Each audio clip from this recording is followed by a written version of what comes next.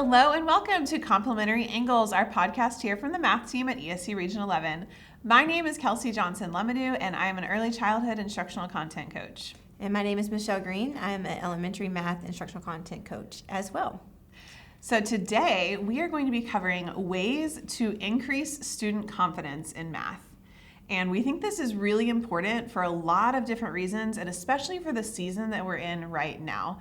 Right now, when we're recording this, it's late February, but when we think about the end of the spring semester, it's a really good time to try as much as you can to increase that student confidence in math so that they're able to show you as much of what they know on some of those formative and summative assessments that are coming up towards the end of the year. So I thought we could start by just kind of like talking and reflecting on our own confidence in math when we were in K-12. So do you want to start? Yeah, I'll start. I love math. I've always loved math. It's just, I'm a numbers person. I love counting. I just love all things math, right? All things numbers. But in elementary school, I really thrived in math. I really enjoyed it. I had great teachers that really built me up and used my strengths and helped me to really develop who I was as a student in math. When I went through middle school, it was kind of the same idea. I got to take some of the earlier algebra classes in middle school and was really surrounded by great teachers, but also great peers that also had a love for math. I think my class that I was in, as we moved through, we just all had some similarities, and so we just built each other up in each of our classes, and so I think that helped. By the time I got to high school, I really just enjoyed it. I didn't really struggle a lot, even when I went to college. My favorite class was trigonometry, which is like a long way from elementary, right? But I finally struggled a little bit when I got to trigonometry because it wasn't a class that I've taken before. But I had so much confidence through the years of being able to ask questions and surrounding myself with people that loved it that I think it helped me push through and to be able to overcome the challenges I was having without causing a lot of confidence issues. Okay. And so even now, I love math. I don't do a lot with high school math, but I'm not opposed to the challenges when they come. I just find it a little bit of reteaching on that. Yeah. But what about you? That's great. Thanks for sharing that. So when I think about, I've told this story in many trainings that I've delivered here at the ESC, so you may have heard this before. But when I was in K-12 math, elementary school was great for me. You know, I was like the typical tiny perfectionist and wanted to get straight A's and everything, and math came really easily to me then.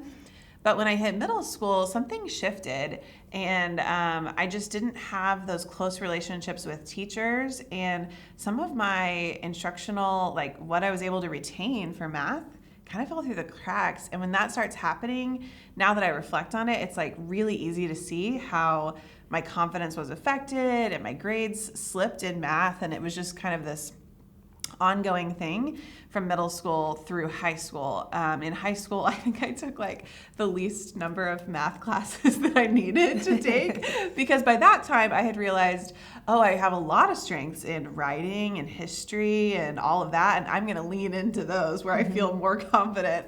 But it's actually interesting because this is why, like, my math story in K-12 and not feeling confident by high school and college is why I'm so passionate about helping people teach math, because I know, and helping students really, I mean, that's the best part is like when you get to work directly with students, but because I know what it feels like to be that kid where it feels like I have no idea what they're talking about right now.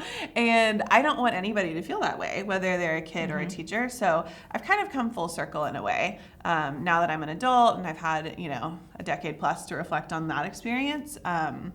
So I think it's interesting to consider just kind of how, even though I may not have felt confident in high school and college in math, we can always change, right? Because I could have stayed in that mindset throughout my adulthood and just been like, I really don't like math. I'm not doing math. I don't like teaching math. I don't like working with math. But I decided to really dig in and kind of change my own mindset about that. I think that that's super important, because I'm the person that says, ooh, you don't like math? Let me figure out a way to help you like change your mindset, because I think everybody should love math. This is a true story. Yeah. But my very, very first year of teaching, I was pumped, right, to teach. Well, it was self-contained, so I taught everything, but math was my jam.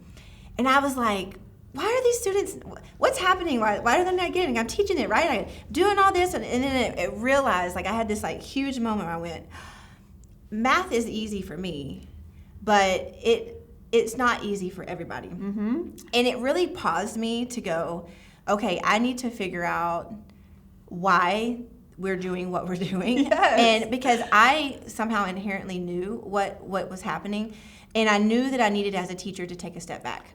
And it really caused me to reflect on my own practices and go, I want all of my students to be as passionate about math as I am, but in order to do that, I needed to slow down, and I needed to pull the curtain back just a little bit more and break it down to them. And so what I found myself doing is I had a mentor teacher. It was my first year teaching, so we were assigned mentor teachers across the hall who was phenomenal in math. And every Friday I would stay after school, and I would have her help me break it down so that I could then translate to my students. And that was really pretty cool because I began to see the confidence in the student shift as well. Yes. And that was pretty fun. That's so I remember funny. one day I was at the board and I thought, I don't think this is working. I don't think this is working. That's so funny, because I feel the same way about whenever I teach reading and writing. It can be like, it comes so naturally to us inherently in our brains that it's like, well, yeah, you just write a narrative or write a persuasive. Like, what's the big deal? Yeah. But when students need that breakdown, it really causes us to be like, hold on, what's going on? I need to figure out how to teach this better. So I need to put myself in their shoes a little bit differently. And so it's interesting to see, well, when we talk about the word confidence and confidence in mathematics, and how do we build that? And what are some things as teachers, maybe some instructional moves or some instructional strategies that we can do that can help build confidence in our students over time?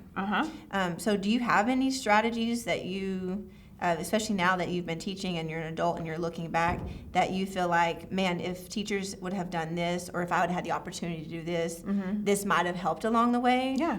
Do you have any that you would like to? Yeah, so I've thought about roughly five different ideas that teachers can do to help increase directly, immediately in the classroom. So one of those is praising effort. So not always praising that, or just like acknowledging like, oh, you got this right or you got that wrong, and like leaving it at that, but just like, oh wow, I can see you've worked so hard and I noticed that you got this piece right. This can be so tricky. Let me help you figure out this next part. So kind of pinpointing where they did get it right and how hard they're working, because most students are working really hard whether or not they get to the right answer or not. The second one is just taking time to genuinely listen to what your students are saying, because when we listen to our students, we're able to pull out more of those strengths and the misconceptions that they may have. So kind of going beyond what's on the paper, right? Diving into deeper math tasks or activities that allow us to have those conversations, because that's where we're going to find their strengths and their misconceptions. Set realistic goals with them. So they may not be exactly on grade level or where they need to be, but what can they reach for that's attainable, that is still working towards those overall grade level goals? I would say like words matter, and I know that's kind of broad, but try to, as much as you can as a teacher, keep your own math experiences, kind of set those aside.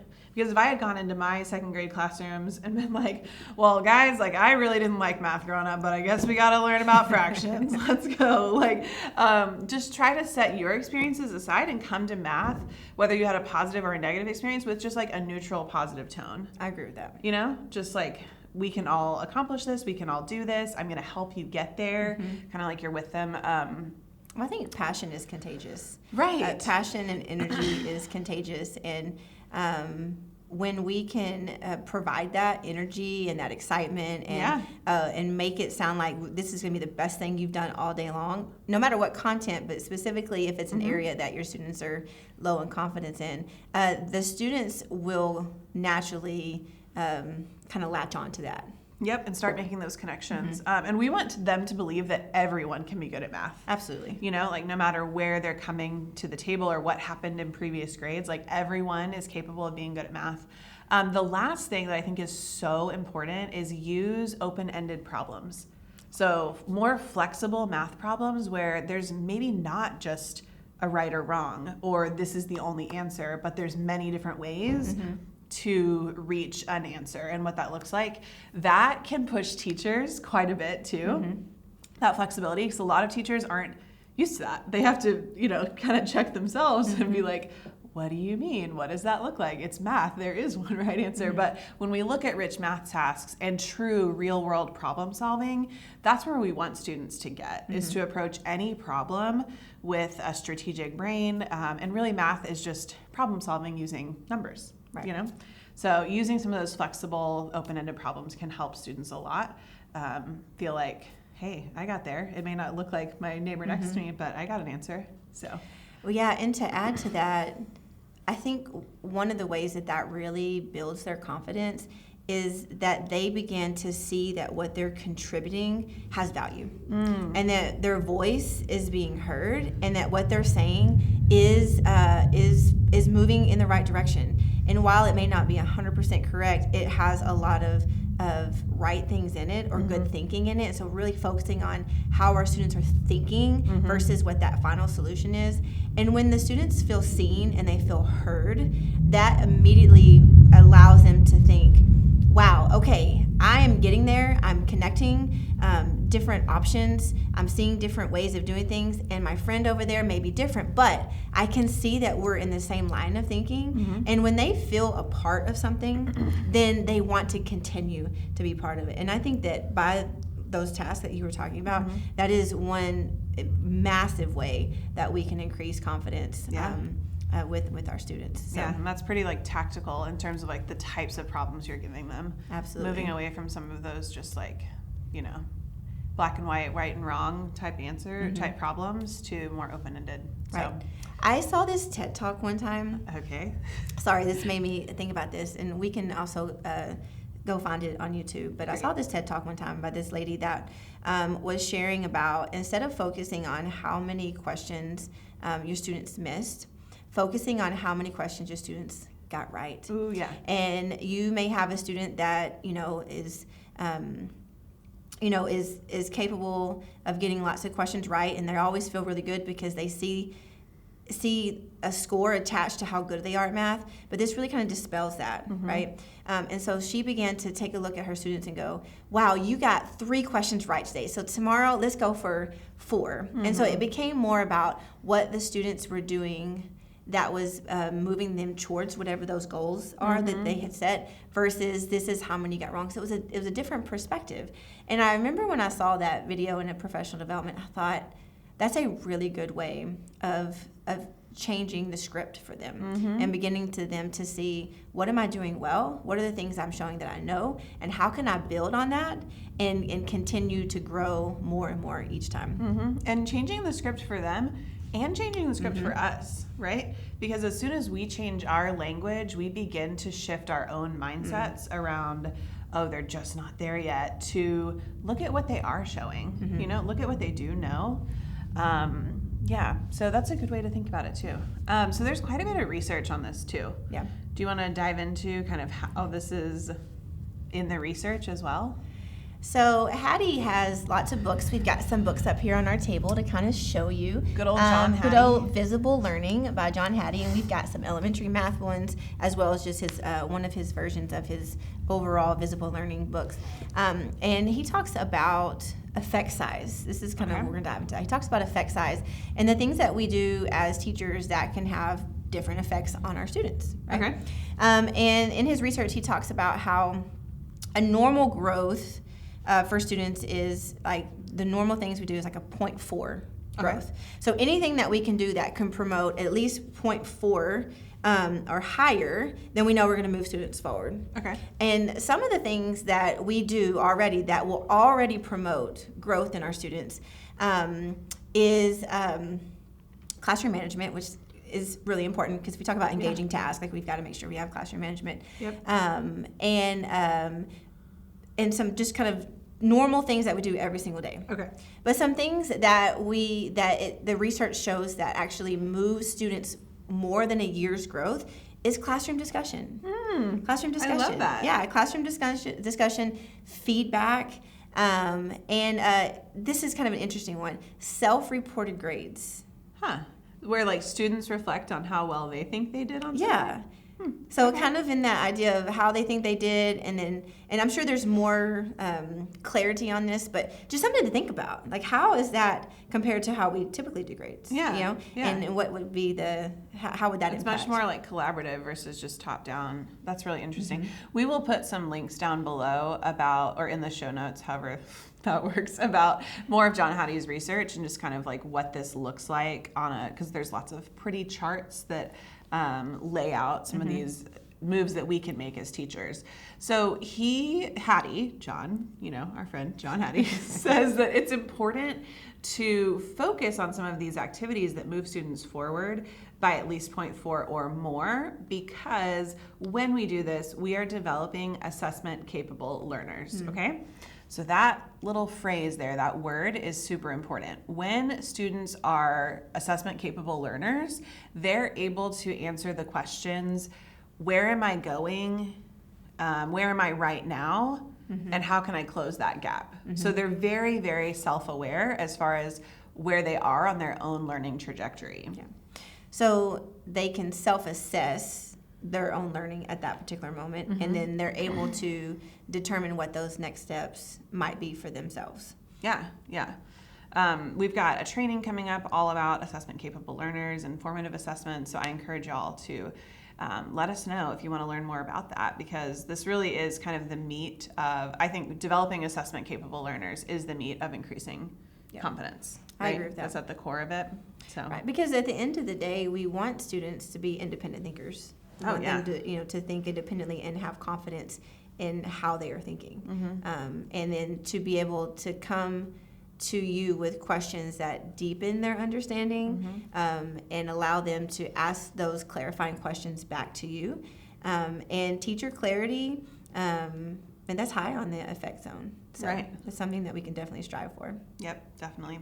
So let's quickly go into our challenge for our listeners today. Absolutely. So our challenge this week is really pretty simple, but it's to reflect on your own experience and confidence in math in your own K-12 experience or journey, kind of like Michelle and I did at the beginning of this episode. So just think about, what was that like for you? And if you maybe did have low confidence in math, more similar to my story, reflect on how you might have a quick win to increase some of your confidence in mathematics if you haven't done that yet. And one way that might be a good start that you could is find someone on your campus that absolutely loves teaching math and loves math, and just maybe sit down with them, during your conference period one day or after school one day, and ask those questions and ask them to kind of help walk you through some things and help you to develop that love for math that they have. And because, we talked about earlier, passion is contagious. Yes. And so surround yourself with people that love math, and before you know it, guess what? You're going to love it too. Right. This can take some vulnerability to approach a colleague and be like, hey, I know that you really love math. I'm not there yet. But I just encourage you guys to try it out and see how it goes, because it can have a really significant and important effect on your students as well. So try that out. And until next time, thanks so much for joining us. Yes, thank you.